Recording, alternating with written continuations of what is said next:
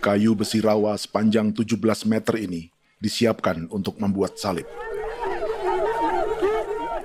Melihat panjangnya, timbul pertanyaan, siapakah yang akan disalib?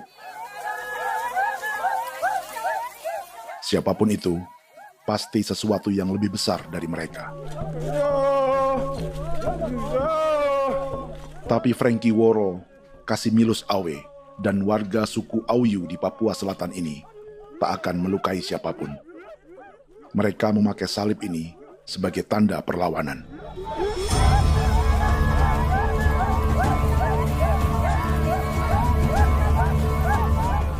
Yang mereka lawan memang lebih besar,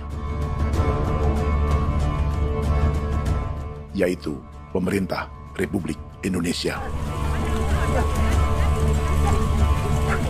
Pemerintah sedang mengincar 2,5 juta hektar hutan orang Papua untuk proyek tanaman industri pangan dan energi.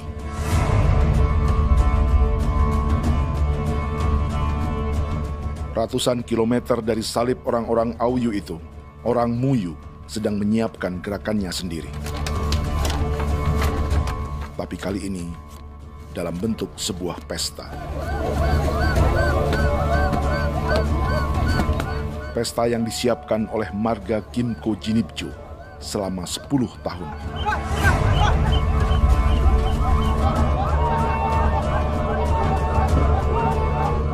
Sosok di marga ini adalah Willem Kimco, orang asli Papua yang tak punya kartu identitas kewarganegaraan manapun.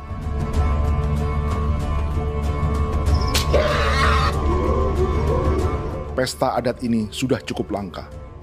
Tak hanya di Papua, bahkan di kawasan Pasifik dan peradaban Melanesia. Awalnya bayarnya aneh kalau bukan.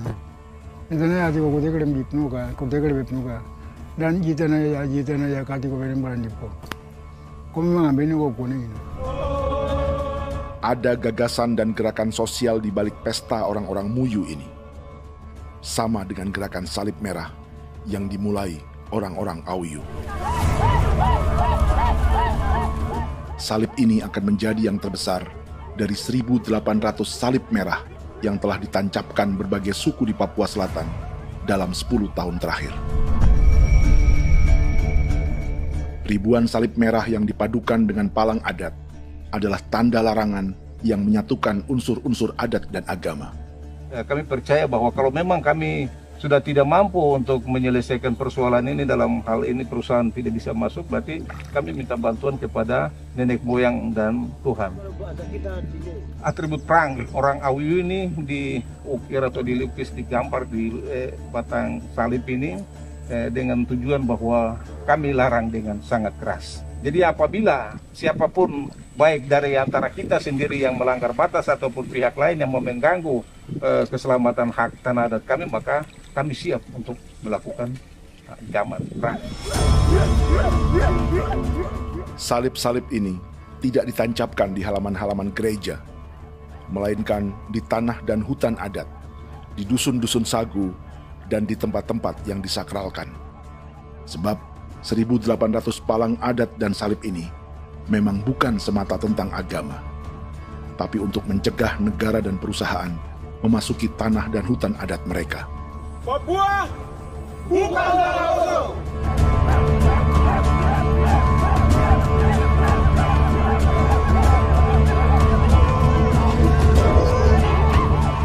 Di zaman TikTok ini, kami ingin menceritakan semua ini lewat film yang pendek.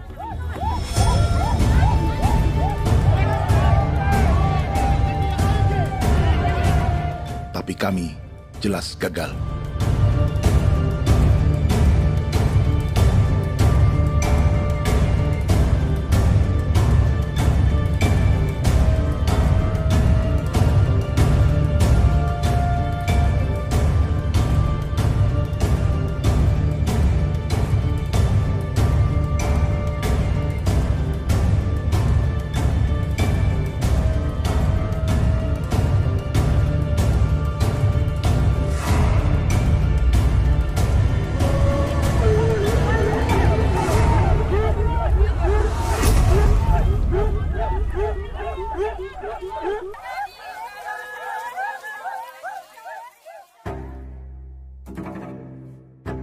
Di planet ini, ada 5 pemilik hutan hujan tropis terluas yang tersisa. Kongo di Afrika, Brazil, Peru, Bolivia, dan Indonesia.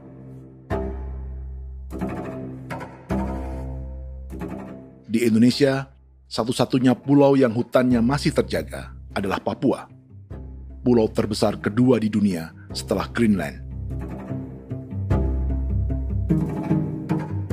Lewat sejarah kolonialisme yang panjang, pulau ini kini dikuasai 2 negara. Bagian barat oleh Indonesia yang juga dikenal sebagai West Papua, dan bagian timur menjadi Papua Nugini. Dan tepat di perbatasan ini, di bagian Indonesia, sedang terjadi proyek pemusnahan hutan terbesar di dunia.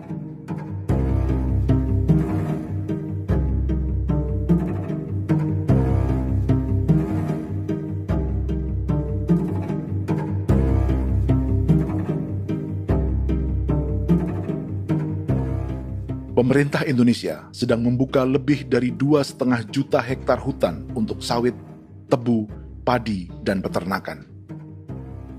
Ini disebut proyek strategis nasional untuk lumbung pangan dan energi yang jadi ambisi 3 presiden. Bagian terbesar direncanakan untuk mencetak sawah seluas 1,3 juta hektar. Lalu bagian lain akan ditanami tebu seluas 560.000 hektar untuk gula dan bioetanol. Setiap liter bensin di Indonesia akan dicampur bioetanol 10% atau E10.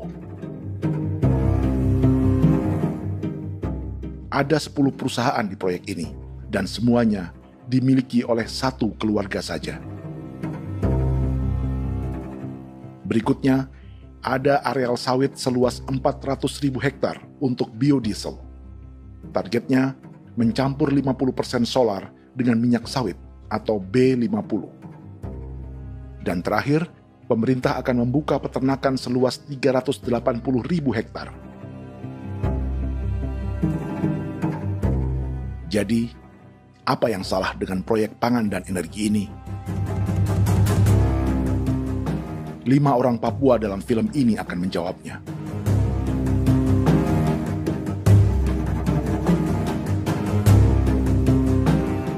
Yang pertama adalah Yasinta Moiwen dari suku Marin.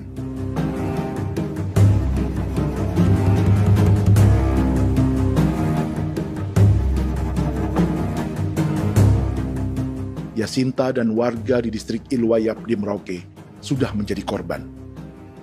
Hutan dan rawa sebagai sumber pangan dan ekonominya telah dihancurkan.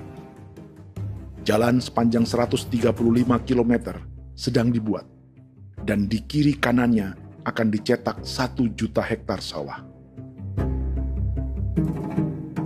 Mereka sulit menolak atau melawan. Salib sudah digeser, masih datang lagi dengan senjatanya mereka nih. Karena proyek ini juga dijaga tentara. Macam-macam senjatanya.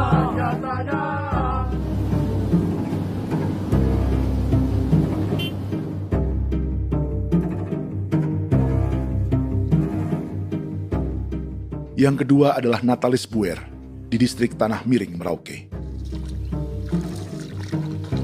Petani milenial ini merasa ditelantarkan. Sebab setelah hutannya diubah menjadi sawah, sebagian sawah-sawah ini tak tergarap.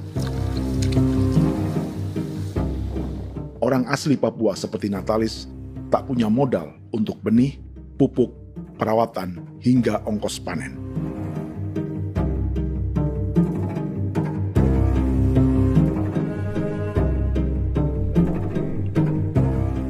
Orang ketiga adalah Vincent Kuipalo dari suku Yenan di distrik Jagebob, Merauke. Vincent dan suku Ye sedang menjadi korban. Hutan adat orang-orang Ye sedang dihancurkan untuk perkebunan tebu dan bioetanol. Tanah mereka juga diincar untuk markas-markas militer, pasukan yang akan menjaga proyek pangan dan energi ini.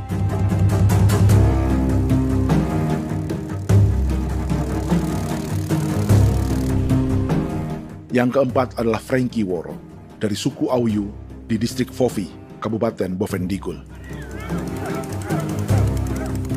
Hutan dan tanah mereka terancam perluasan perkebunan sawit untuk campuran biodiesel atau B50. Orang-orang dari suku Auyu ini adalah calon korban. Merekalah salah satu pelopor gerakan Palang Adat dan Salib Merah. Meski kadang berseberangan dengan gereja yang mereka anggap lebih mendukung pemerintah dan perusahaan. Mereka bahkan sedang merencanakan gerakan yang lebih besar, dengan salib yang lebih besar. Tanah milik Somu Sobisiba itu bahwa tanah ini diciptakan oleh Tuhan dan memberikan warisan kepada kami. Kami ini hanya hak jaga.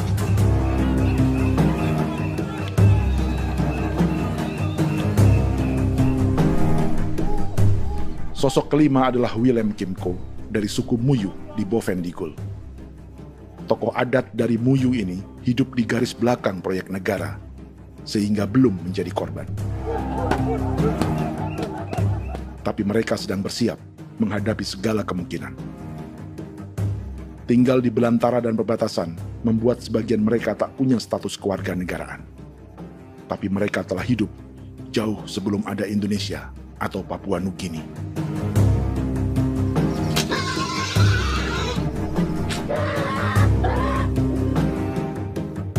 Kelimanya mewakili jutaan orang asli Papua yang sedang terancam eksistensinya. Jika kita merasa kepunahan peradaban Neanderthal di Eropa, Aztec dan Inca di Amerika, atau aborigin di Australia adalah sejarah masa lalu, film ini menceritakan bagaimana pemusnahan sebuah bangsa dan kepunahan sebuah peradaban sedang terjadi di masa hidup kita. Kepunahan bukan karena kerusakan lingkungan dan ruang hidup semata, juga karena dihantam 60 tahun operasi militer.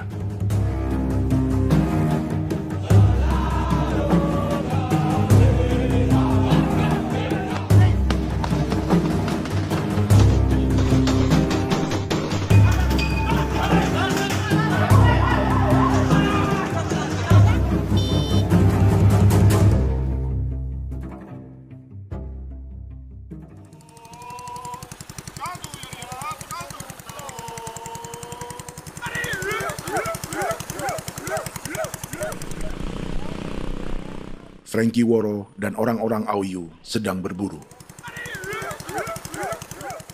Tapi lokasi perburuan mereka mulai dikuasai perusahaan perkebunan sawit.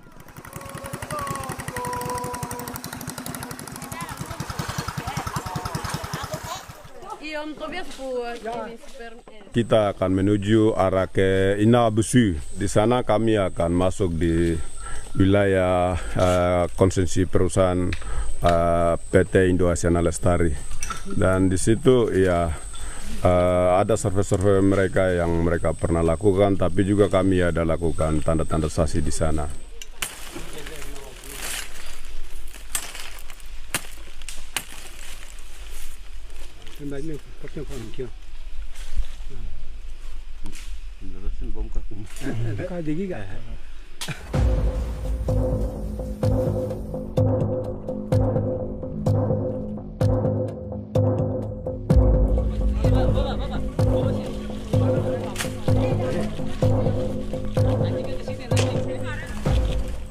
Dapat dengan yang induknya, tapi karena induknya dia lari dan terlambat kerja, akhirnya yang bisa kita dapat dia punya anak ini saja. Kalau pakai bahan kayak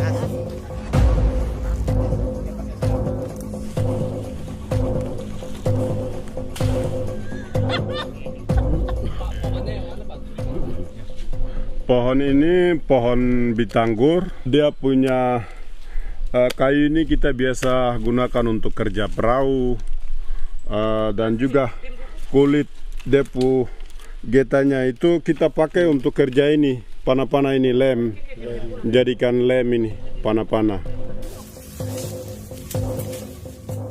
Hutan ini adalah supermarket bagi suku Auyu, juga lumbung pangan atau bank untuk menyimpan deposito kekayaan alam. Hutan juga tempat yang penuh dengan sejarah suku, situs budaya, dan tempat-tempat sakral. Inilah yang sedang mereka pertahankan dari incaran pemerintah dan perusahaan. Untuk semua alasan ini, mereka menancapkan ribuan salib merah.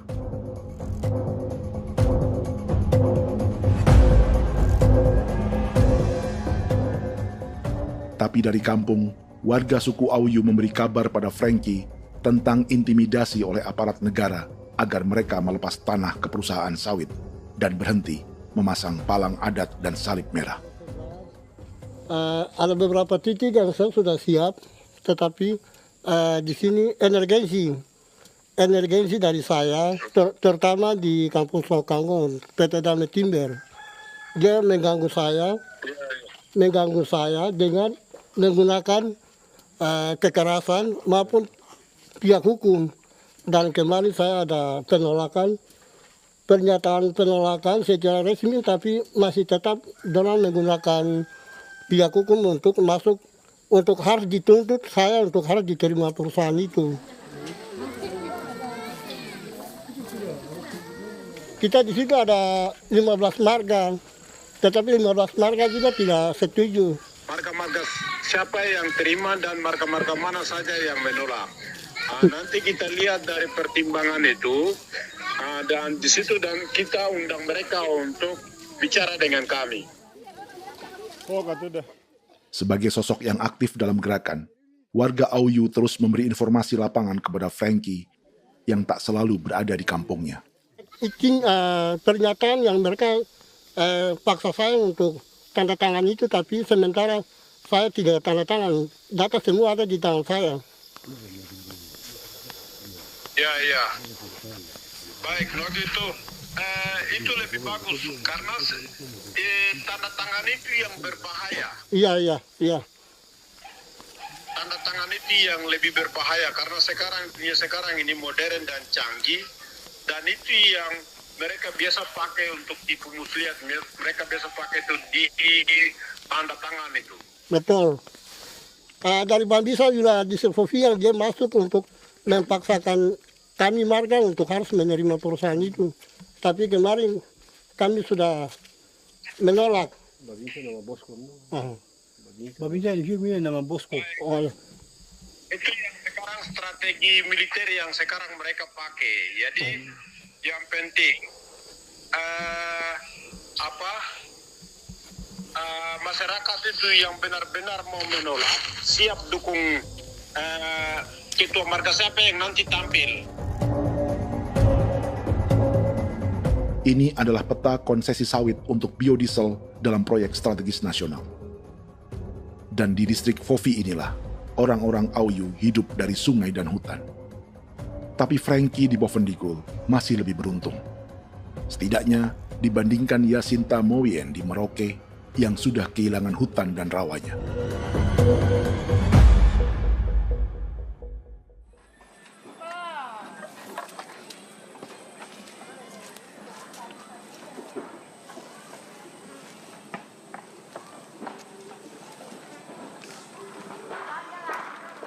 Yasinta dari suku Marin adalah petani sayur di Kampung Wanam, distrik Ilwayap, Merauke.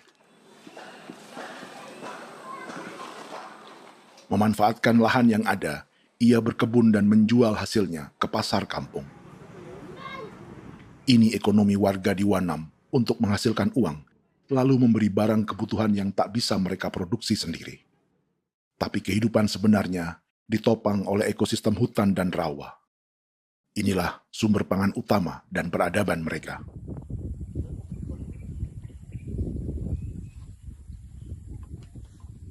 Namun ketenangan ini diusik ketika tiba-tiba pada Mei 2024, di Pelabuhan Wanam datang ratusan alat berat untuk proyek pangan dan energi pemerintah.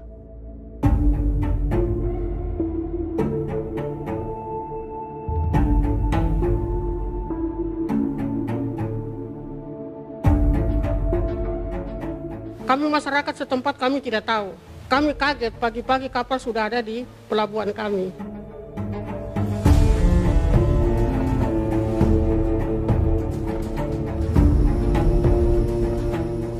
Yasinta Mowien atau Enrika Gebze dan warga lainnya tak pernah diajak bicara atau dimintai pendapat. Seakan-akan Papua adalah tanah kosong.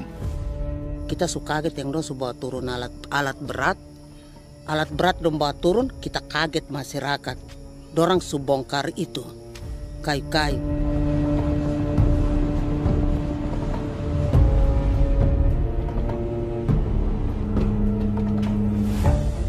Bersamaan dengan alat-alat berat itu, juga berdatangan tentara Indonesia untuk mengawal proyek pembukaan hutan milik Jacinta.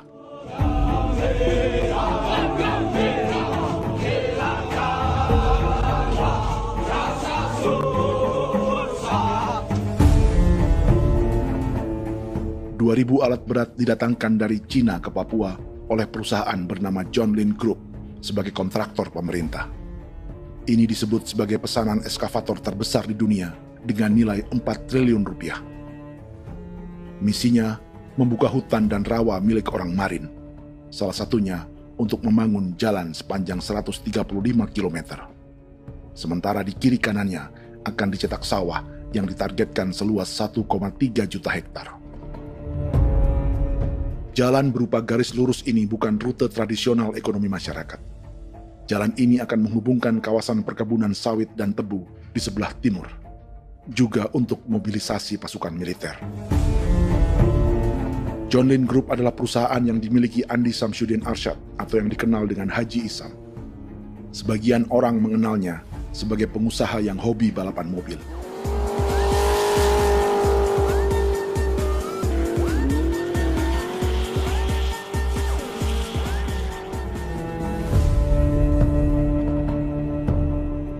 Tapi di Kalimantan, ia berbisnis batu bara, perkebunan sawit, pengolahan karet, penerbangan, perkapalan, dan biodiesel.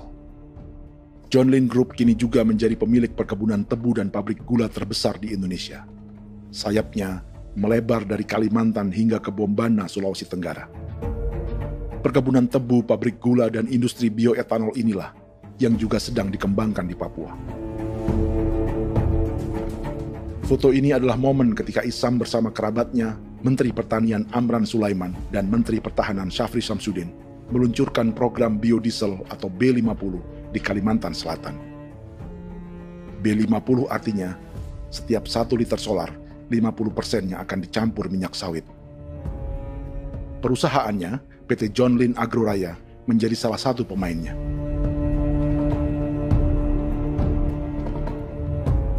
Sepanjang tahun 2025, saham PT John Lin Agroraya pernah naik hingga 700%.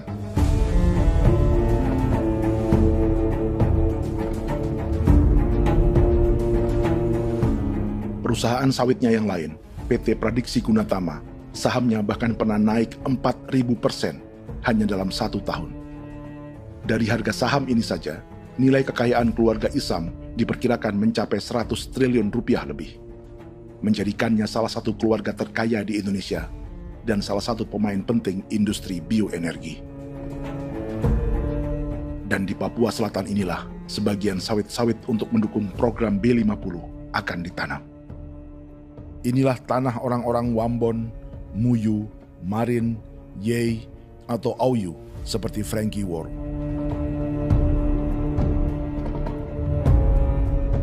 Haji Isam pernah menjadi tim kampanye nasional Presiden Joko Widodo dalam pemilu 2019 saat melawan Prabowo. Bintang Mahaputra Utama diberikan kepada Saudara Andi Syamsuddin Arsyad.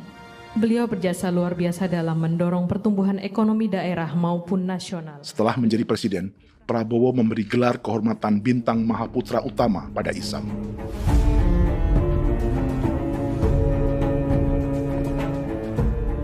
Sejumlah menteri Prabowo, juga kerabat dan orang-orang yang pernah bekerja di perusahaan Isam.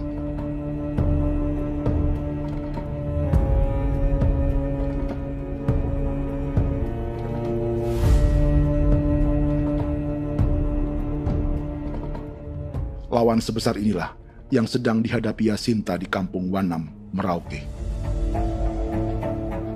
Atau petani perempuan lain seperti Enrika Gebse. Jadi alam kita ini sudah rusak. Jadi kita itu biasa jalan dari sini tuh harus pasang jerat di situ, harus cari makan di situ lagi. Itu tempat-tempat itu pasang-pasang jerat, tempat babi, rusa, sekarang sudah tidak ada lagi.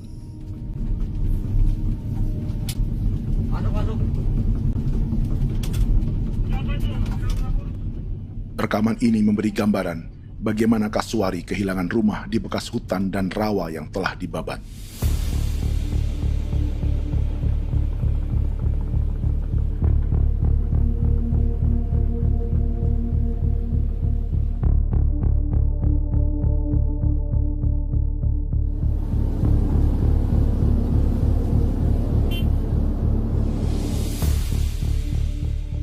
Keterlibatan tentara dalam proyek pangan dan energi di Papua memakai dalih bahwa ancaman terhadap negara kini tak hanya perang secara militer, tapi juga melalui pangan dan energi. Kementerian Pertahanan pun terlibat karena proyek ini dianggap operasi militer selain perang.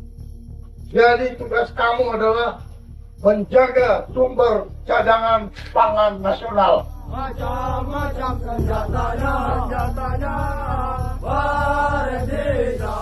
Proyek ini menambah panjang alasan mempertahankan kehadiran tentara di Papua dalam 60 tahun terakhir. Saat ini, jumlah tentara Indonesia di Papua mencapai 56.000 personel, atau ada 1 tentara untuk setiap 100 orang Papua. Bandingkan dengan rata-rata nasional, di mana hanya ada 1 tentara untuk 696 penduduk Indonesia. Itu belum termasuk polisi. Artinya, 1 orang Papua dijaga lebih banyak senjata dari rata-rata penduduk Indonesia. Tanah dan hutan diambil secara sepihak untuk kepentingan pembangunan batalion dan bandar antariksa. Ini bentuk perampasan masyarakat. Penolakan kehadiran markas-markas militer terjadi di sejumlah tempat di Papua.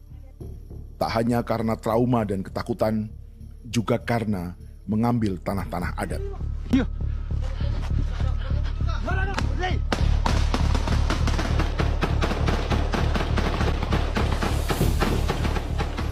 Salah satu alasan mengapa militer terus ditambah di Papua, karena masih ada perlawanan dari Organisasi Papua Merdeka atau OPM selama 50 tahun terakhir. Ayo. Tapi kekuatan militer OPM diperkirakan hanya 1.430 personel dan 360 pucuk senjata. Selebihnya, mereka menggunakan senjata tradisional.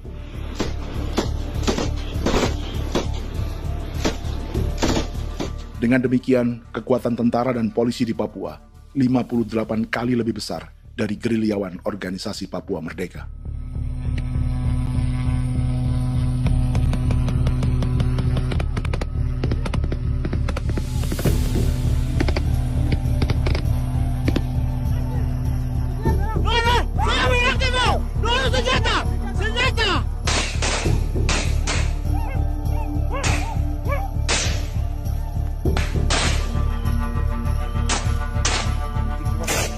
Sebagian tentara berada di garis depan pertempuran, tapi sebagian besar lainnya terlibat operasi non-tempur menjaga proyek pemerintah dan investor swasta. Seperti Batalion Infanteri Teritorial Pembangunan di distrik Jagebob, Merauke ini. Lokasinya bersebelahan dengan konsesi lahan tebu untuk gula dan bioetanol milik PT Murni Nusantara Mandiri. Baik perusahaan maupun markas militer, keduanya mengambil hutan milik suku Ye dari marga Kuipalo. Tapi dorong datang, tanam ini saja di sini, tanam papa nama ini. Victor Kuipalo menunjukkan apa yang terjadi. Jadi kita juga kaget ini. Nah, kalau ini papa nama ini memang, ini papa nama ditanam tapi bukan haknya mereka yang ini. Ini hak kami di sini, hak dusun kami, marga Kuipalo yang punya hak dusun ini. Setelah memasang patok, alat berat mulai bekerja untuk membangun markas militer di tanah orang Ye.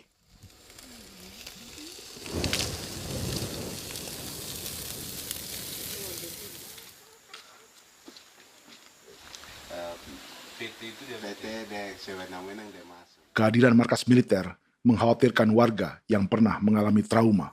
Takut kenapa? Kalau macam yang awal macam sekarang bu kampung hidup ini kan aman. Terus kenapa harus didirikan korem di sini? Bukankah dengan adanya Korem semakin aman ada tentara di sini? Kalau untuk kampung kayaknya tidak bisa aman kalau ada tentara, paling masyarakat dipukul itu ini. Kalau kampung hidup begini malah saya sejahtera dan saya punya masyarakat. Apa pernah ada pengalaman buruk sebelumnya dengan tentara di daerah sini? Ada yang cerita waktu pos-pos di sini tuh di 13, 12 itu zaman katanya Patimura. Memang kasihan. Malah kita punya orang ini yang dianiaya betul, dipukul. Disuruh kerja bakti tidak mau atau lama mencari, namanya kita pangkur sagu itu butuh waktu 1 minggu.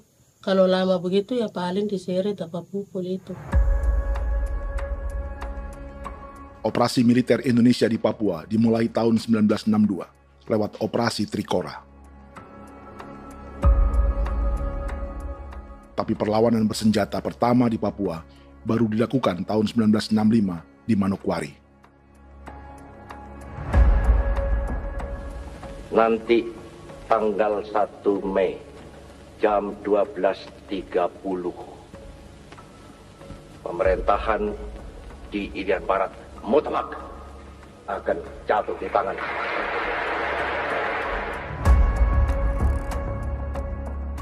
Sejak itu, selama 60 tahun, operasi militer untuk menaklukkan Papua terus dilakukan. Salah satu operasi militer paling berdarah adalah Operasi Wibawa untuk memenangkan Indonesia dalam jajak pendapat tahun 1969. 643 orang tewas di Paniai. Lalu disusul 4.146 korban tewas antara tahun 1977 hingga 1978.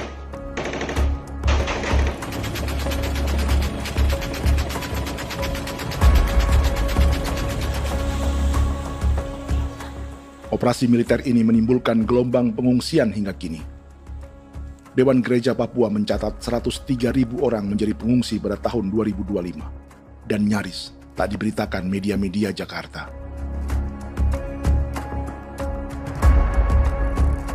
Jumlah pengungsi terbesar tercatat di Nduga yang mencapai 20.000 jiwa. Banyak di antaranya yang sedang hamil, seperti Jubiana, salah satu pengungsi Nduga. Jadi ini tagarik mesti kagi be muguruk berselari di namen wane gosel. Bigari me. Egirik munene nimbo misle berselari ne. Wam darik lek prak de oi gore bangal no so ndak lo yo nandam yanet ndang no gat de nanen di ko nerwa membri wal marwa. Egirik munene wa tri ngel no semana. Ngal siya kaya berkumpul nyak masalah orang me wako suluk. Ri namen wani ko semane kuman nak wani ndemo ko ndak misali namen bre ko ko nak no semane ne. Nebe minit waru ra kana bi nindige. War de mino pragit de laina bulan Maret April yana mana kantan barang na lire na bamne. Jubiana lalu menamai anaknya pengungsi Kogoya. Selain Jubiana, juga ada Emma dari Maibrat yang melahirkan di hutan. Sampai di kampung gini, katanya bilang ada tentara yang bangun jembatan. Saya capek itu juga pun masih tahan. Kembali lagi ke hutan lagi. Itu sampai saya jatuh di tengah jalan. Orang sampai terbanting di kayu semuanya. Berasa sakit begitu. Melengkapnya tuh Domika Serli, pengungsi Wako.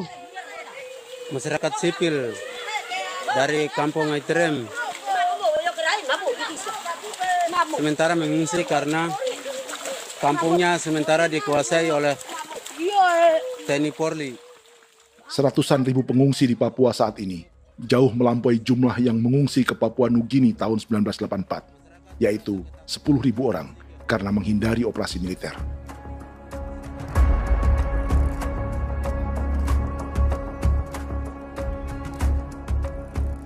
Bersamaan dengan operasi militer, eksploitasi sumber daya alam Papua juga dilakukan sejak masuknya tambang emas dan tembaga Freeport pada tahun 1967.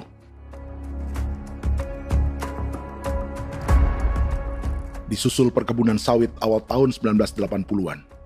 Lalu ada perburuan buaya untuk diambil kulitnya.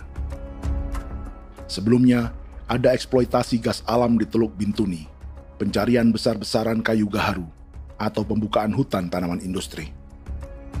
Ini belum termasuk perburuan dan perdagangan ikan arwana di selatan Papua, penebangan kayu merbau dari hutan-hutan Jayapura, emas di Blok Wabu Intan Jaya, bahkan nikel di pulau-pulau kecil Raja Ampat. Dan kini, dalam skala yang belum pernah terjadi dalam sejarah, Papua dipaksa mencetak sawah, tebu untuk bioetanol, dan sawit untuk biodiesel.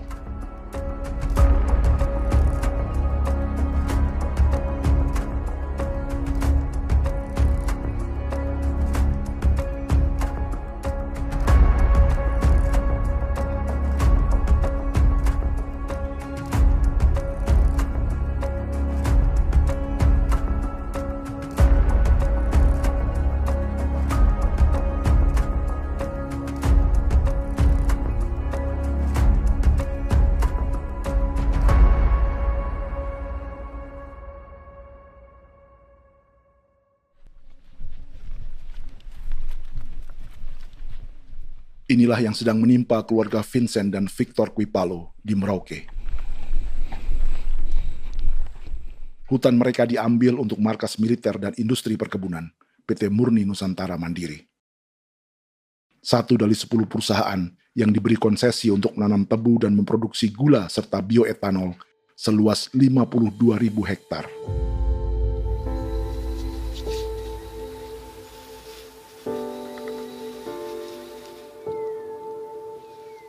Perusahaan ini dianggap mengambil hutan dan tanah orang-orang Ye, terutama marga Kuipalo, yang memiliki hak adat terhadap 2.300 hektar hutan.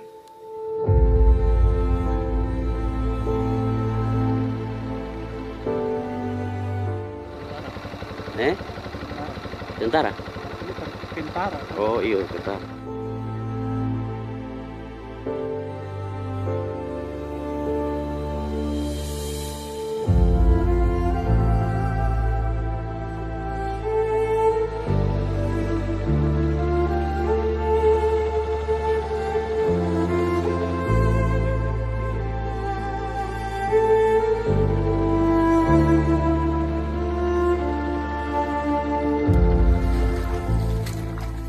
Keluarga Kuipalo sedang melihat apakah perusahaan semakin mengancam tanah mereka.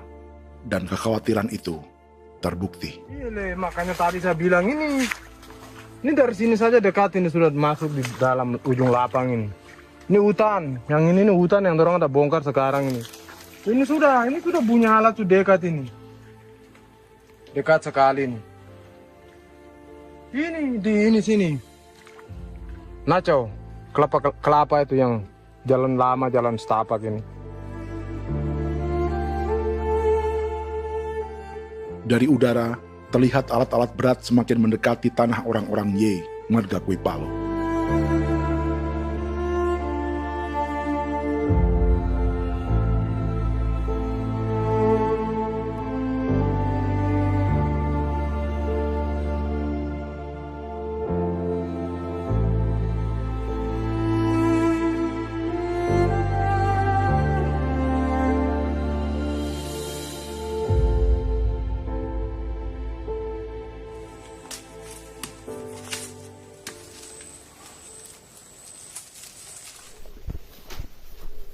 Keesokan harinya, Victor dan kerabatnya memberi tanda cat merah di pohon-pohon yang berada di batas tanah mereka.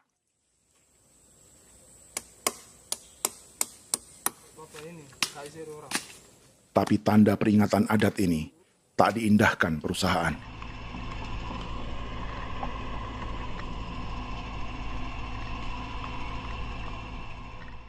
Dua bulan kemudian, perusahaan tetap memasuki tanah marga Kuipalo. Sama. Kami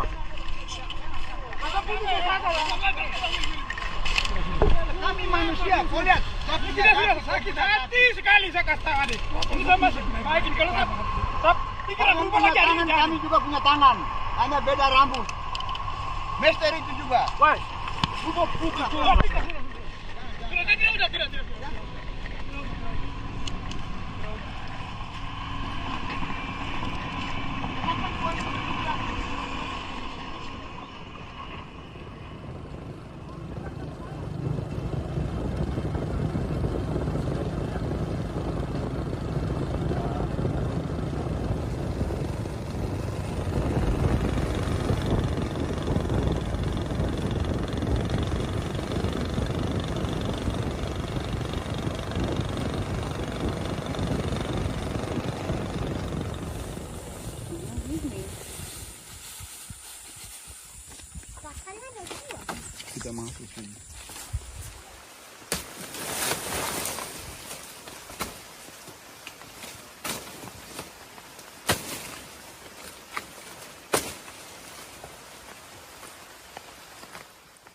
Jadi ya untuk itu seperti saya katakan tadi, apakah lebih baik kita tidak usah ada kah atau bagaimana, kita pisahkan,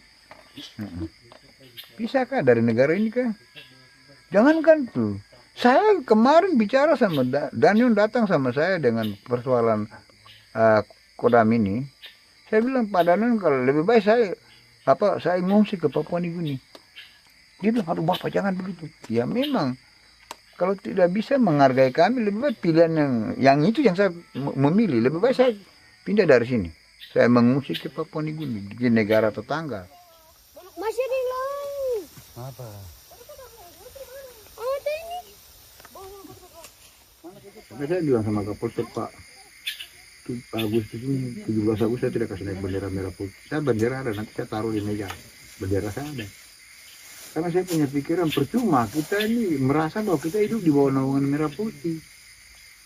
Ternyata merah putih tidak lindungi kami. Tidak anggap kami sebagai kami rakyatnya. Dia lambang negara. Dan kami menghargai lambang negara itu. Ternyata lambang negara ini kita bernaung di bawah lambang negara ini. Kita tidak dilindungi. Hak kita tidak dihargai.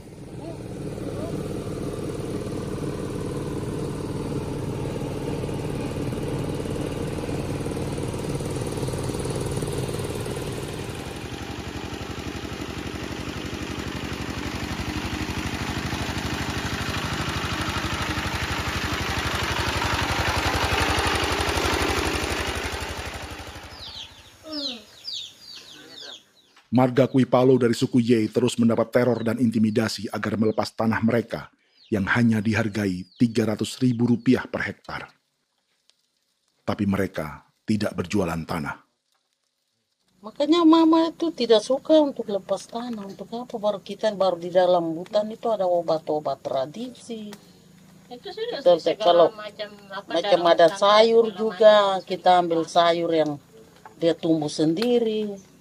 Jadi kita ini mau kemana, kalau itu sudah digusur, ya habis. Kita ini jadi penonton. Jangan sampai kita ini duduk minta di jalan. Jadi kita tidak mau seperti itu.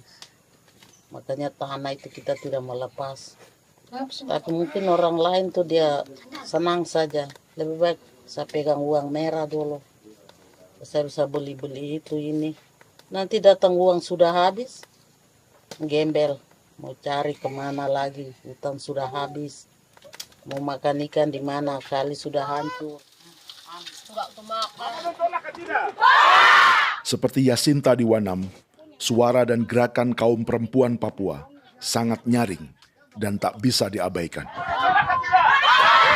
Saya sebagai perempuan tolak untuk perusahaan masuk di sini. Karena kalau saya terima anak-anak saya mau dikemanakan, mau tinggal di mana. Apapun yang terjadi saya tetap tolak. Demi tanah ini saya akan berjuang, demi saya punya anak-anak. Yang katanya mengutamakan anak Papua, nyatanya yang kerja kebanyakan ya orang-orang Jawa. Saya sendiri orang Jawa, tapi bukan mau bicara yang tidak-tidak. Memang kenyataannya seperti orang-orang Papua itu diterbelakangkan, kurang diutamakan. Itu.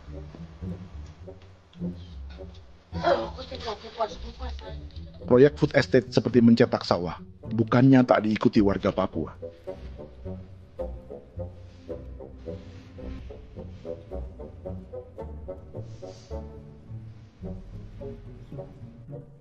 Salah satunya Natalis Buer di distrik Tanah Miring, Merauke.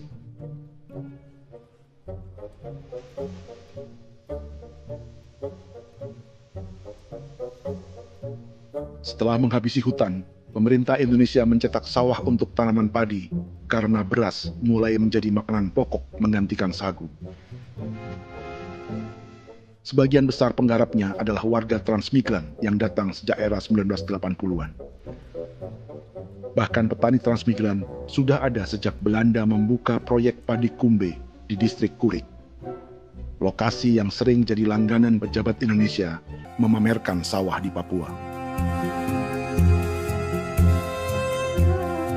Tapi Natalis juga ingin belajar menanam padi atau bersawah. Namun ia kesulitan karena dibutuhkan modal untuk benih, pupuk, hingga pemeliharaan dan panen. Lalu sawah-sawah ini pun mulai dikuasai pendatang.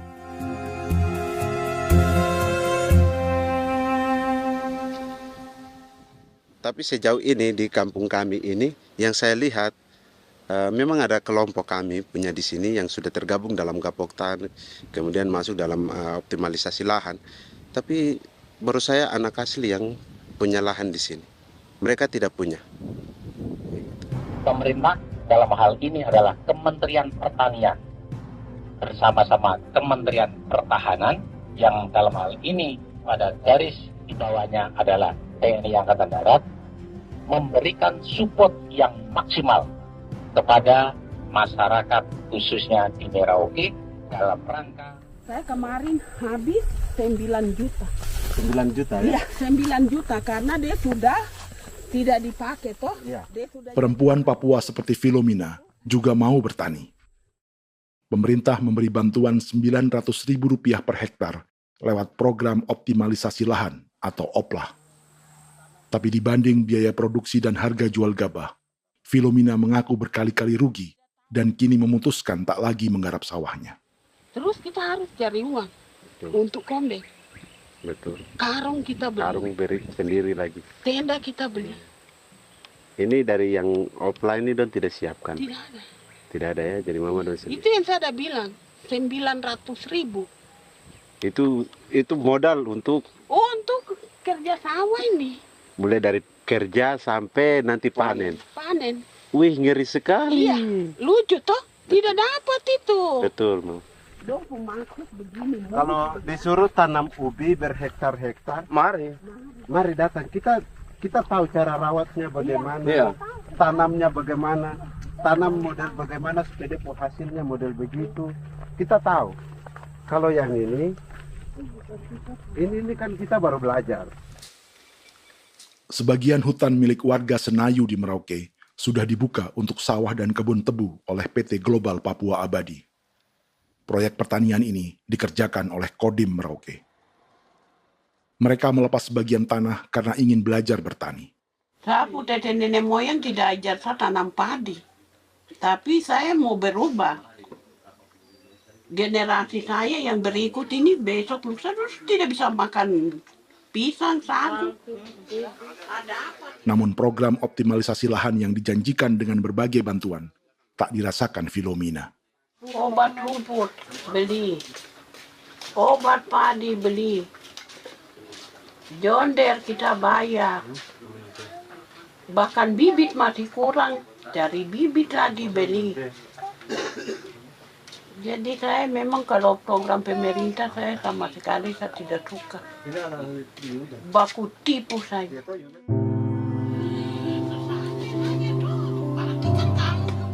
Mereka merasa ditinggalkan sendiri, jatuh bangun belajar bertani padi.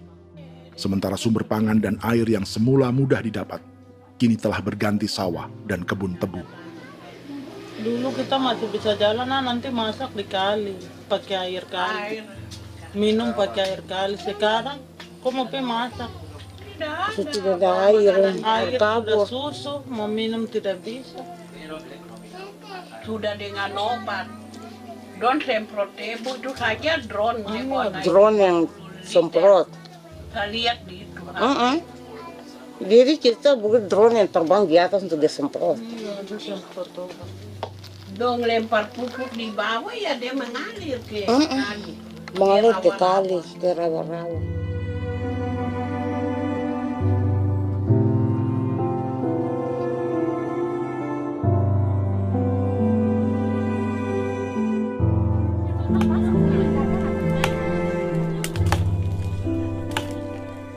Seperti pertanian sawah bagi orang Bali atau Toraja, Bagi orang Auyu dan suku-suku lainnya di Papua Selatan, sagu juga bukan semata tentang pangan.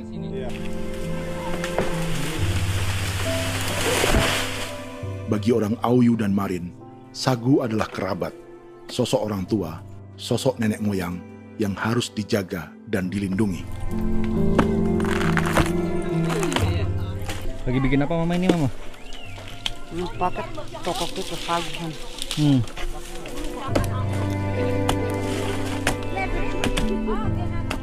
Kami diingatkan oleh leluhur, sagu itu tidak boleh digusur dan tidak boleh diganggu dengan cara apapun, dan di dalam rangka kepentingan apapun tidak boleh. Kamu harus bela, bahkan sampai nyawa pun harus menjadi taruhan demi membela keselamatan pergerakan sagu di atas tanah ini.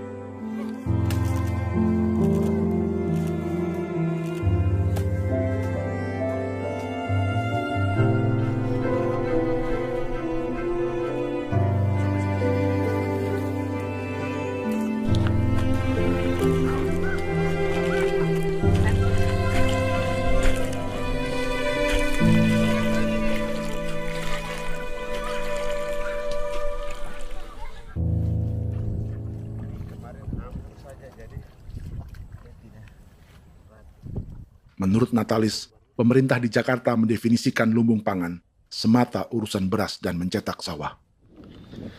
Sebenarnya orang Papua itu bukan tidak bisa bertani.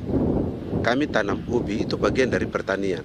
Nah, pertanian yang dimaksud oleh pemerintah itu harusnya selalu, itu kalau bisa pemerintah harus spesifikkan. Pertanian apa yang dimaksud? Pertanian tanam padi atau pertanian tanam ubi, petasan dan lain-lain. Ini yang harus dispesifikkan dulu. Begitu, sehingga tidak menjustifikasi kami orang asli Marin bahwa kami tidak bisa bertani. Bukan. Kami buka kebun besar-besar di sana, bahkan bermeter-meter, ratus-ratus meter pakai sekop, bukan pakai ekskavator, tapi ini pakai skop. Itu pertanian, begitu.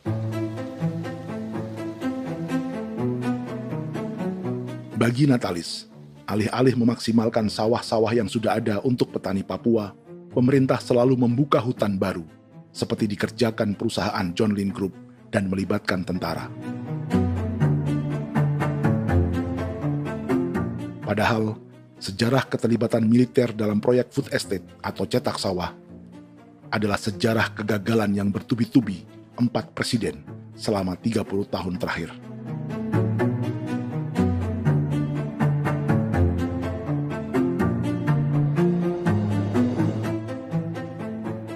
Papua bukan yang pertama menjadi proyek lumbung pangan yang melibatkan tentara. Kalimantan telah menjadi korban 30 tahun sebelumnya.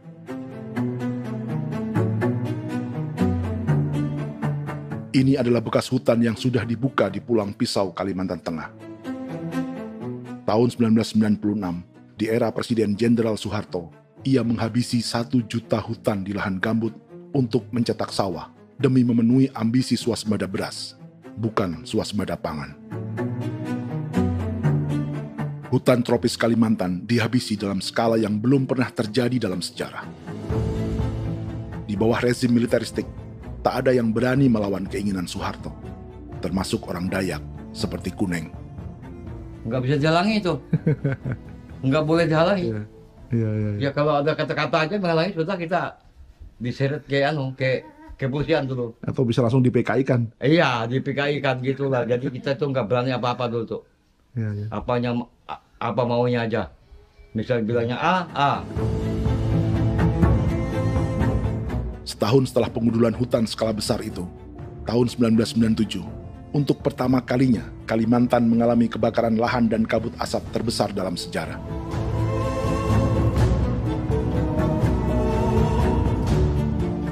Sebagai ilustrasi, ini kondisi kabut asap tahun 2015.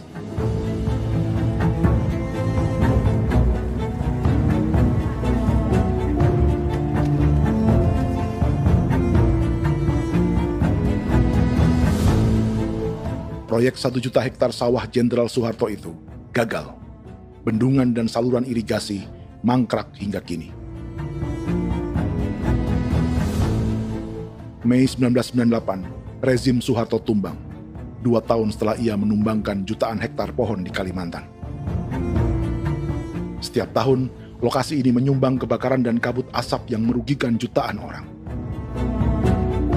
Sawah yang berhasil di Kalimantan justru bukan sawah yang dibangun Jenderal Soeharto, melainkan yang dirintis para transmigran sejak era 1980-an. Sawah-sawah inilah yang ikut digarap oleh militer di era Presiden Joko Widodo. Dan hasil dari proyek food estate Presiden Jokowi itu sama sekali jong nih, nggak ada harapan lagi sudah seperti ini. Tapi Jokowi terus memperluas area food estate hingga 16.000 hektar. Presiden Jokowi juga menyerahkan urusan lumbung pangan ini kepada Prabowo yang saat itu menjadi Menteri Pertahanan. Salah satunya di Kabupaten Gunung Mas, Kalimantan Tengah, untuk membuka perkebunan singkong seluas 31.000 hektar. Food estate singkong Jenderal Prabowo ini dimulai dengan membuka 600 hektar hutan di Tawai Baru. Proyek singkong untuk bioetanol ini pun dijaga tentara. Dan seperti Jenderal Soeharto, proyek Jenderal Prabowo ini pun gagal.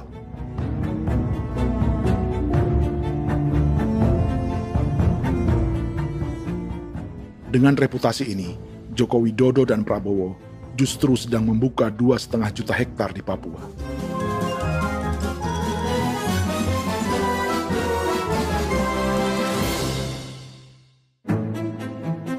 Setelah Jenderal Soeharto, Presiden Jenderal Susilo Bambang Yudhoyono juga mencoba membuka food estate di Papua sejak tahun 2010. Namanya Merauke Integrated Food and Energy Estate atau MIFE. Proyek ini juga gagal. Lalu di lokasi yang sama, Jokowi berusaha meneruskan dengan proyek mencetak sawah 1,2 juta hektar yang juga gagal. Sekarang yang paling siap adalah 1,2 hektar. Yang 1,2 juta hektar. Dan kini, Prabowo yang pernah gagal dengan 600 hektar singkong di Kalimantan justru akan mengulangi di Papua dengan skala 2,5 juta hektar. Di daerah Papua pun harus ditanam kelapa sawit supaya bisa menghasilkan juga BBM dari kelapa sawit. Dalam setiap proyek pangan dan energi di Papua, yang lebih menonjol bukan tanaman pangannya, melainkan untuk energi atau bahan bakarnya. Sawit untuk biodiesel dan tebu untuk industri bioetanol. Ada 10 perusahaan yang diberi konsesi hingga 0,5 juta hektar untuk tebu. Dan 10 perusahaan itu dimiliki oleh 1 keluarga saja.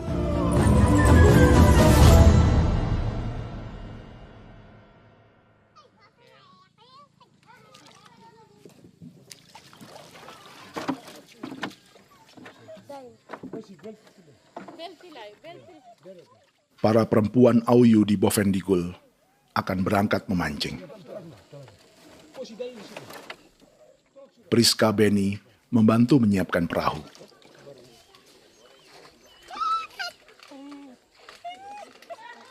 Mereka akan mengumpulkan bahan pangan di hutan untuk persiapan acara penancapan salib merah berikutnya.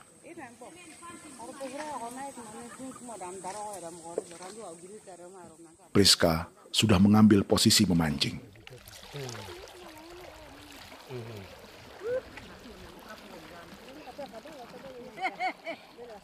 .800 salib merah telah dipasang di wilayah adat berbagai suku di Papua Selatan untuk menghalau perusahaan sawit dan tebu.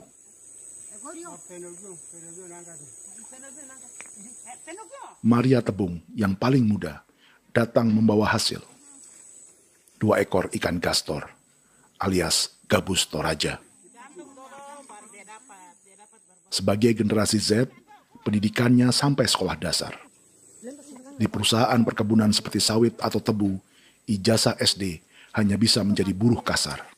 Tapi ia tak tertarik. Karena kita hidup itu dari alam, kita pancing, juga di darat, bawa anjing, terus bikin pagar sagu, dapat babi, bawa baru kita makan. Jadi kita tidak mau perusahaan masuk. Sementara Priska Beni masih mencari peruntungan. Tapi baginya, menjadi nelayan di Sungai Fofi masih lebih baik daripada bekerja 9 tahun di perkebunan sawit. Sudah pengalaman, jadi kita tidak mau lagi. Seberapa lama ketika kerja itu? Selama di sana. 9 tahun di sana. 9 tahun? Saya baru pulang dari perusahaan. Selama 9 tahun kerja di sawit, bisa punya rumah kah? Atau tidak. Motor kah? Tidak. Johnson kah? Tidak. Cuma makan saja. Pendapatan juga kan tidak lebih. Habis dimakan.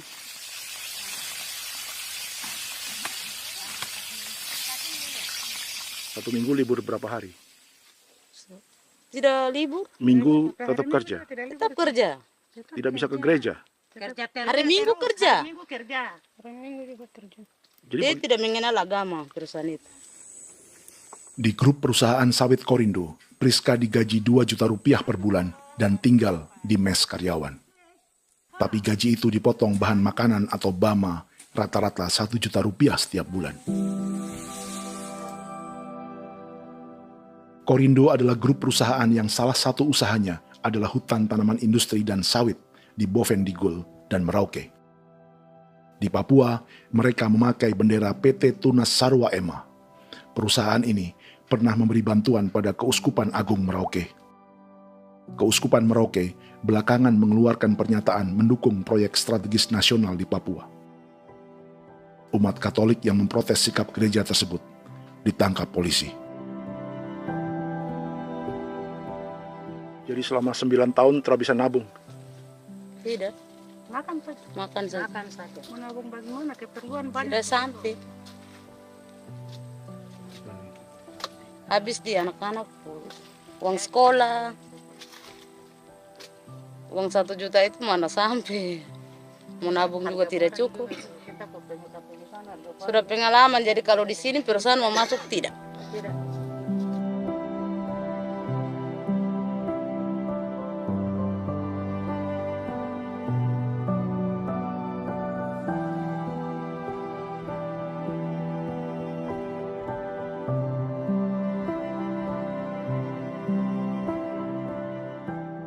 Dan menu makan siang seperti ini agaknya sulit bagi buruh sawit atau tebu yang digaji 2 juta rupiah per bulan. Generasi Z seperti Maria Tebung atau generasi milenial seperti Priska Beni punya matematika ekonominya sendiri. Sawit untuk biodiesel atau tebu untuk bioetanol tak akan ada bedanya bagi mereka.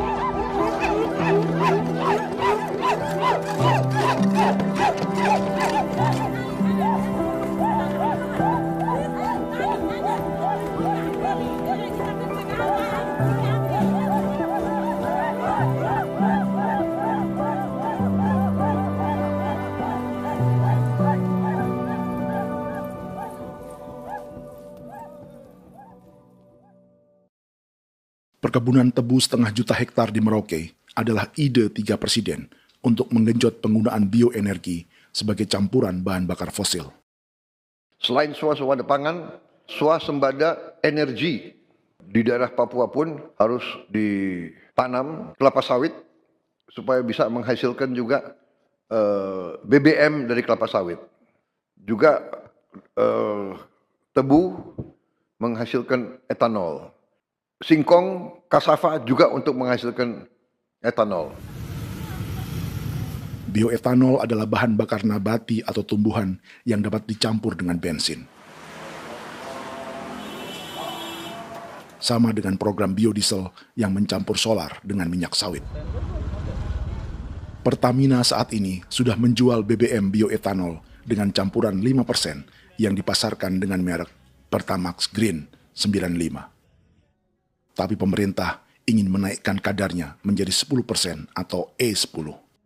Maka ke depan kita akan mendorong untuk ada E10. Kemarin malam sudah kami rapat dengan Bapak Presiden. Bapak Presiden sudah menyetujui untuk direncanakan mandatori 10% etanol. Idenya untuk mengurangi ketergantungan pada bahan bakar fosil yang diimpor dan menimbulkan polusi.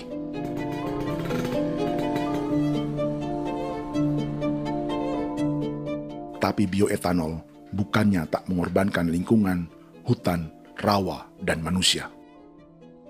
Karena program E10 membutuhkan 7,3 miliar liter bioetanol, maka lahan yang dibuka untuk menanam tebu bisa mencapai 1,3 juta hektar.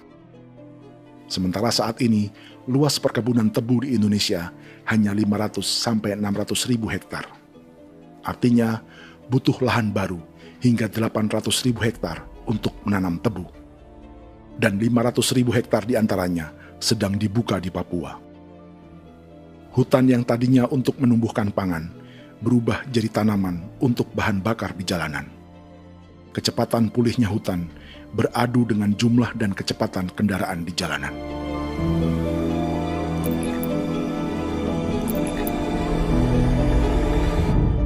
Dahaga terhadap energi tak pernah bisa dipuaskan. Setelah minyak sawit untuk biodiesel, dunia kini merambah singkong, jagung, dan tebu untuk bioetanol. Benua Amerika, Eropa, sebagian Afrika, hingga separuh Asia kini mulai memakai bioetanol sebagai campuran bahan bakar.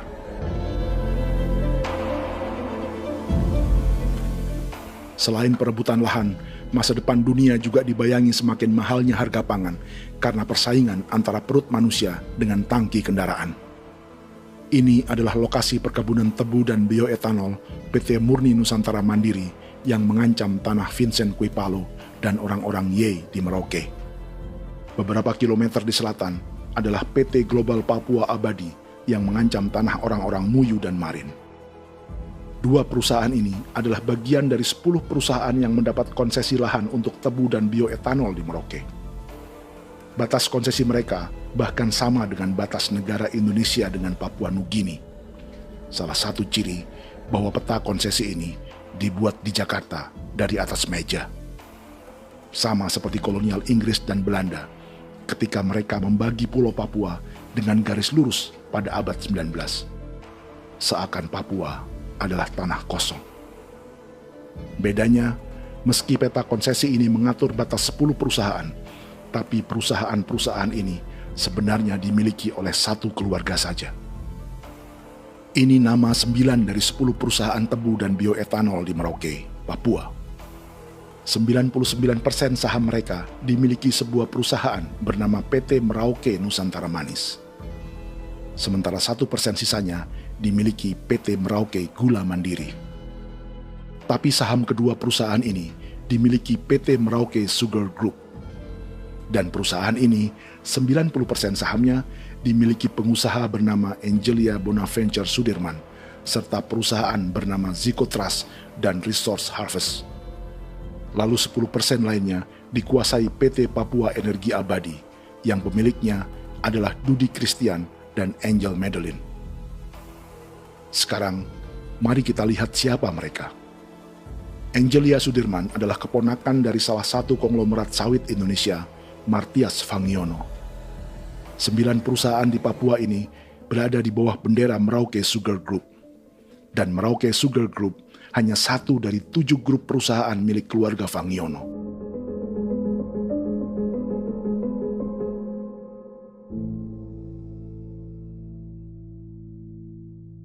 Ini Martias Fangiono.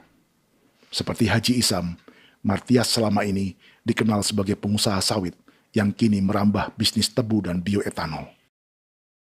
Ini momen saat penanaman perdana tebu di Merauke bersama Presiden Joko Widodo Juli 2024. Di sini juga ada anak Martias Fangiono, yaitu Wirastuti Fangiono. Wirastuti adalah salah satu yang menonjol dari keluarga Fangiono. Tahun 2025, Forbes mencatatnya sebagai konglomerat termuda dengan kekayaan 23 triliun rupiah yang mengendalikan 2 grup usaha, FAP Agri dan Surya Dumai Industri. Keduanya adalah perusahaan sawit dan biodiesel. Anak dan bapak ini adalah investor utama bagi Jokowi dan Prabowo untuk proyek tebu dan bioetanol di Papua. Sementara yang ini adalah mertua Sitorus, pemilik raksasa agribisnis dunia, Wilmar International, yang juga memegang konsesi sawit di Papua lewat berbagai perusahaan. Tapi mertua kini memakai bendera baru, yaitu KPN Corporation atau Karunia Prima Nastari. KPN inilah yang memiliki kelindan bisnis dengan keluarga Fangiono untuk proyek tebu Merauke. Apalagi grup Wilmar yang didirikannya juga pemain gula utama di Australia. Tahun 2010, Wilmar membeli 100% saham perusahaan gula terbesar Australia, Sucrogin. Akuisisi senilai 1,5 miliar dolar Amerika ini langsung menjadikan Wilmar pemain tebu terbesar kelima dunia. Sebagian bibit tebu yang ditanam di Merauke adalah varietas yang dikembangkan Lembaga Riset Gula Australia atau Sugar Research Australia. Sugar Research Australia lalu menjalin kontrak pengembangan bibit dengan PT Global Papua Abadi milik Fangiono. Tapi masalahnya, Sugar Research Australia adalah badan publik yang tugasnya memajukan petani tebu dan sebagian dananya berasal dari pajak warga Australia. Itu artinya, warga Australia membiayai pengembangan bibit tebu untuk investor dan pemerintah Indonesia. Dokumen ini menunjukkan bahwa lembaga yang dibiayai warga Australia itu pernah memiliki kontrak penyediaan bibit dengan PT Global Papua Abadi milik keluarga Fangiono. Kontrak itu baru berakhir pada November 2024. Artinya, saat Presiden Jokowi dan keluarga Fangiono menanam bibit tebu pada Juli 2024 ini, kontrak itu masih berlaku. Nama lain dalam keluarga ini adalah Siliandra Fangiono, yang pada tahun 2024 dijuluki Raja Sawit Termuda dengan kekayaan 39 triliun rupiah dalam catatan Forbes. Ia mengendalikan grup First Resources. Secara umum, keluarga Fangiono memiliki 20 perusahaan di Sumatera, 32 perusahaan di Kalimantan, 1 di Jakarta, 2 di Singapura, dan 25 perusahaan di Papua. Di Papua, perusahaannya tersebar dari Sorong, Mapi, hingga Merauke. Para politikus dan pejabat Indonesia terus membesarkan konglomerasi, meski Martias Fangiono pernah divonis 1,5 tahun penjara karena kasus pembalakan liar dan kebun sawit ilegal tahun 2007.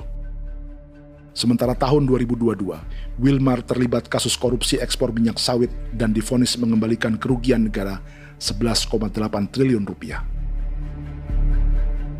Tumpukan uang ini disebut sebagai pembayaran dari grup Wilmar yang diterima secara simbolis oleh Presiden Prabowo pada Juni 2025 lalu.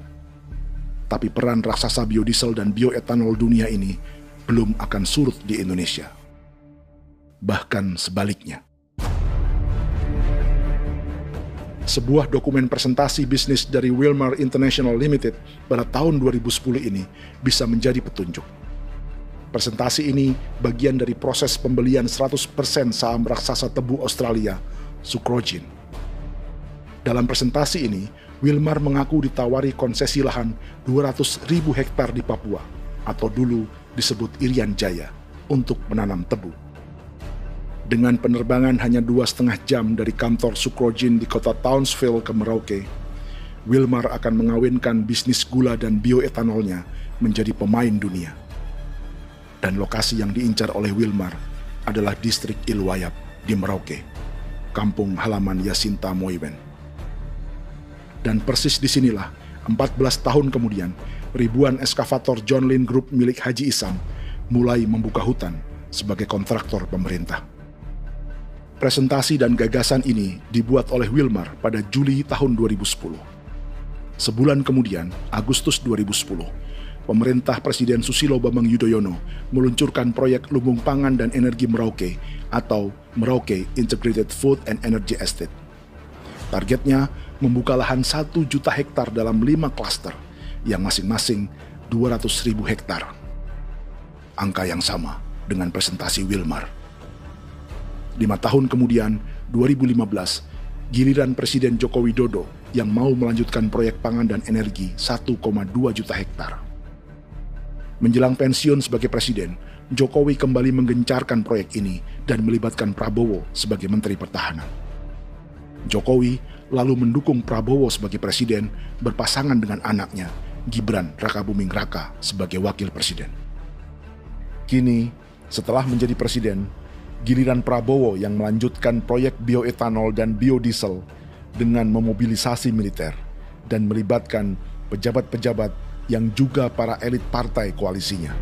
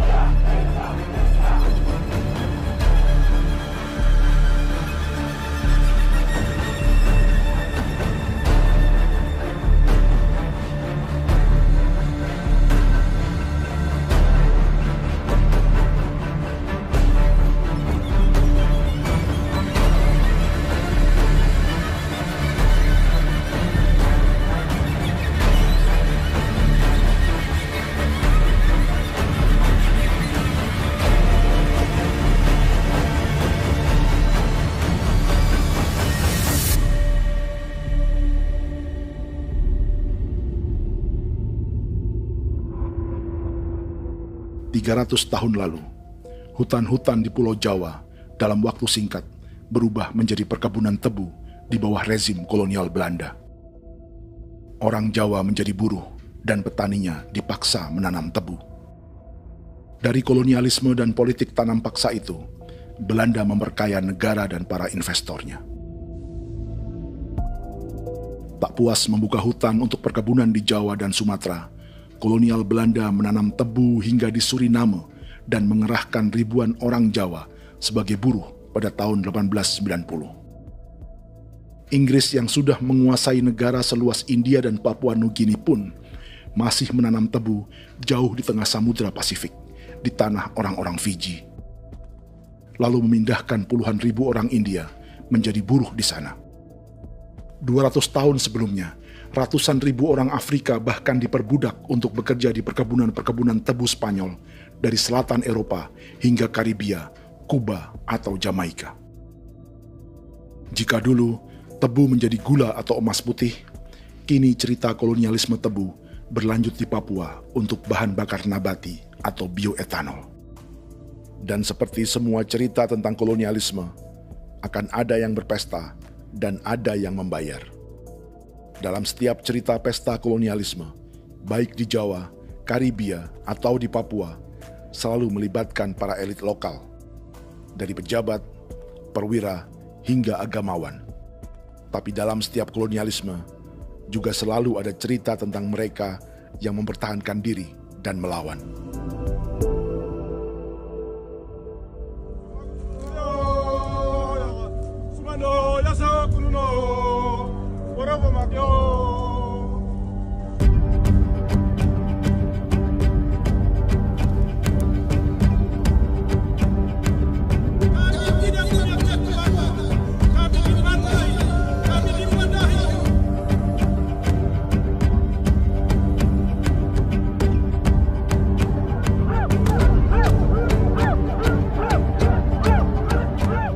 Dalam sejarah Gereja Katolik banyak pemimpin-pemimpin yang adalah tanda petik itu adalah Judas-Judas juga. Jadi itu sudah pasti karena itu adalah manusia. Satu sisi sebagai manusia dalam perjalanan digoda, apalagi ada dalam posisi-posisi jabatan ya mungkin banyak tawaran-tawaran lain, lalu disitulah terjadi pergeseran keberpihakannya kepada misi gereja tadi itu untuk umat, untuk mereka yang tertindas. Orang kirim ekskuvator, orang kirim tentara, orang kirim polisi. Pukul kami bukan pencuri, kami tidak pernah mencuri orang barang. Kami tidak pernah menangis ke orang lain. Kami tidak pernah menangis ke kita Bapak Mama, kami menangis kepadamu. Tuhan, kami lemah. sudah tahu. Di hijau Cikuya, orang datang ke bangsa kami, ke wilayah kami untuk kasih habis kami.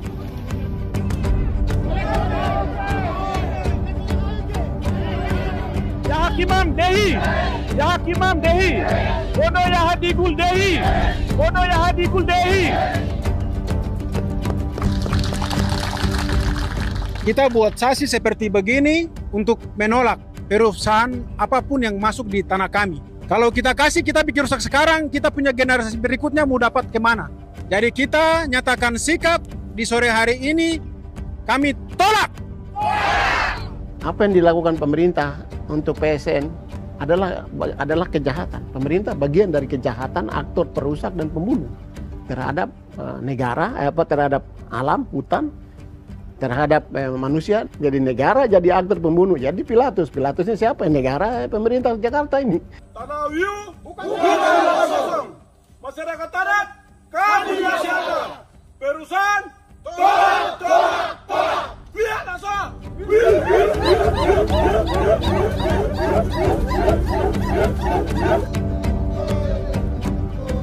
Jika tanah adat dan hutan adat hilang, kami mau hidup di mana?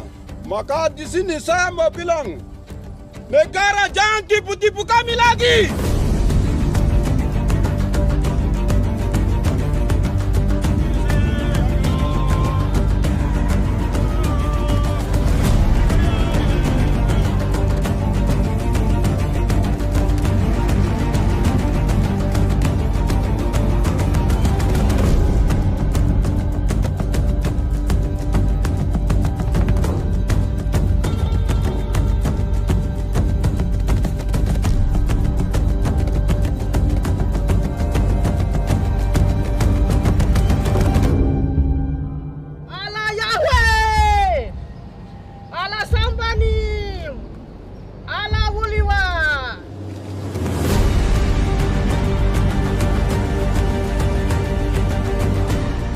Kalau kami dianggap orang Papua itu bagian daripada Republik ini, tolong hargai kami. Dengan adanya PSN, PT John Lindrop yang sudah menerobos tanah kami dan hutan kami, merusak alam kami. Itu yang kami datang ke Jakarta jauh-jauh dari Papua. Kami mau bersuara kepada Bapak Presiden Prabowo Subianto, di mana keadilan untuk masyarakat Papua. Tolong lihat masyarakat Papua yang sudah mati.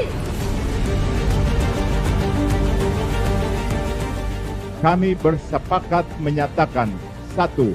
Gereja-gereja di Indonesia mendukung masyarakat adat yang menolak proyek strategis nasional di tanah Papua. 2. Gereja-gereja di Indonesia menolak militerisme dan otoritarianisme di Indonesia.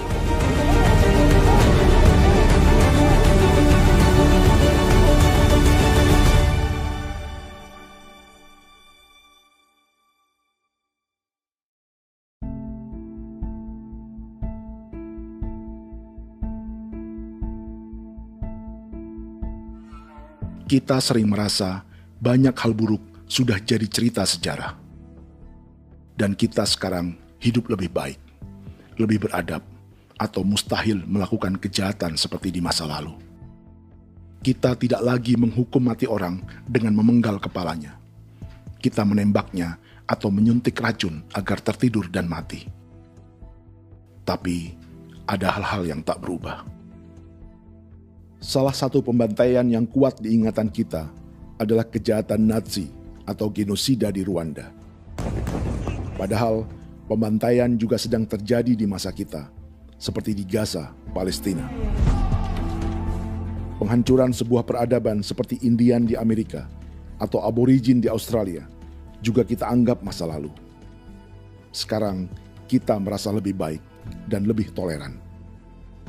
Padahal proses penghancuran bahkan pemusnahan yang sama sedang terjadi terhadap bangsa Melanesia di Papua. Begitu juga dengan praktik kolonialisme. Kita merasa penjajahan seperti dilakukan Portugis, Inggris, atau Belanda sudah menjadi sejarah. Dan Indonesia tidak mungkin menjajah. Padahal itulah yang sedang terjadi dan dirasakan di Papua.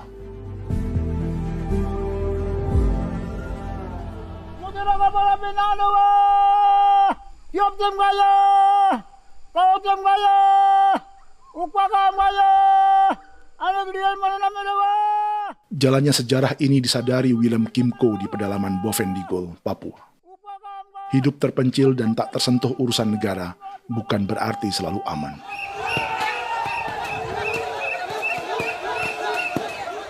Untuk sampai di tempat ini, orang-orang Muyu menempuh 2 hari berjalan kaki mengarungi hutan, lembah, dan sungai. Termasuk mereka yang datang dari perbatasan Papua Nugini.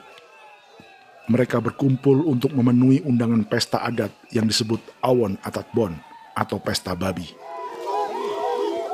Yang mengundang adalah marga Kimco Jinipjo. Yang dituakan di marga ini adalah Willem Kimco. Ia tak punya kartu tanda penduduk dan kewarganegaraan manapun, baik Indonesia atau Papua Nugini. Tahun 1984, 10.000 orang Papua, terutama suku Muyu, mengungsi ke Papua Nugini untuk menghindari operasi militer Indonesia, termasuk Willem Kimco.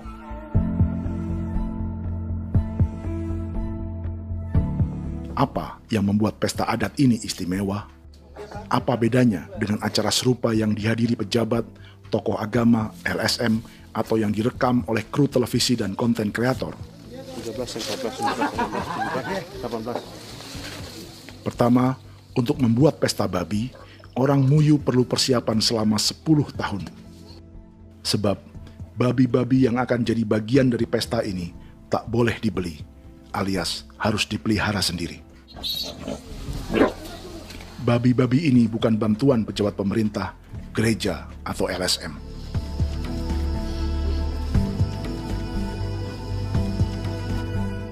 Yang kedua, babi-babi ini tidak dipelihara di kandang. Jadi punya nama babi ini kah? Harimau. Harimau? Harimau. Dia kulit dengan ini bulu di harimau, macam harimau begitu yang kasih nama harimau.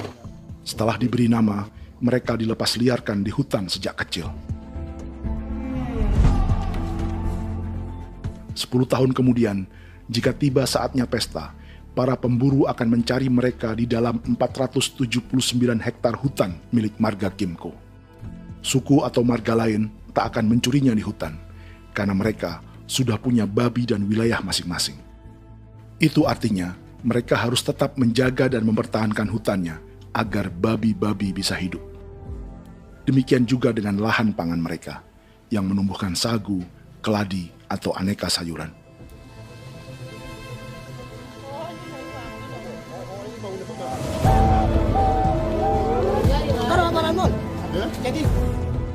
Yang ketiga, dalam Awon Atatbon atau pesta babi, binatang ini tidak dimakan secara gratis. Setiap marga atau klan dalam suku Muyu akan membayar jerih payah tuan rumah menjaga hutan dan memelihara babi.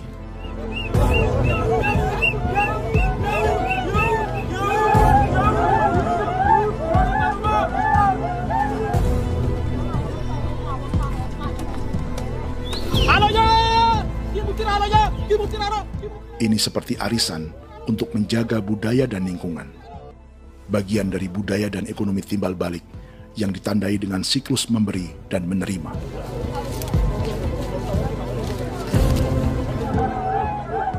Ini juga cara orang Muyu membangun dan memperluas aliansi. Awon bet begul bet, ulan yau kando bet, asat bet anani, asat bet jenek liga anani, ado amten anani, menini tene yage, kepo kemo ko di mana. Kepo kemo mayat nih. Kep tetek no mayango kep kanin betwene ke iftore wen. Ne wen ne tanah ka dek me. Oke. Kep ko nanti ku tok kemo kepo kep pasak itu orang. Kon kene man gini wane wane. Koko kati bolon ja bengo. Koko kuning bolon ja. Jika Willem Kimco dan marganya bisa menjaga hutan dan wilayahnya, marga lain ikut diuntungkan sebagai sebuah ekosistem. Demikian juga sebaliknya. Alasan keempat, mengapa pesta babi ini memiliki tempat khusus dalam peradaban orang Muyu, karena Willem Kimco khawatir peradaban mereka akan punah, menyusul ancaman terhadap ekosistem dan hutan. Setiap marga atau klan harus mengkonsolidasi diri dan membangun aliansi.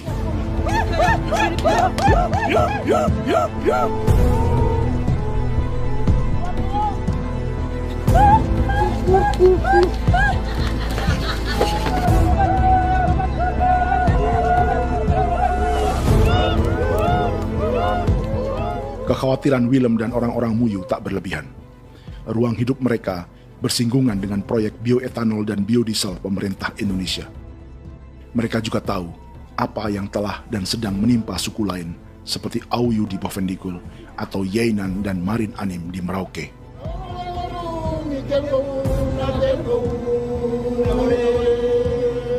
Jika suku-suku lain menggunakan palang adat dan salib merah sebagai gerakan perlawanan, orang-orang Muyu memakai pesta babi untuk mempersiapkan diri dan konsolidasi. Sebab, berbeda dengan saat mengungsi tahun 1984, kali ini yang datang ke tanah orang-orang Muyu tak hanya tentara, juga alat-alat berat bersama para pebisnis pangan dan energi. Manu, awan atas.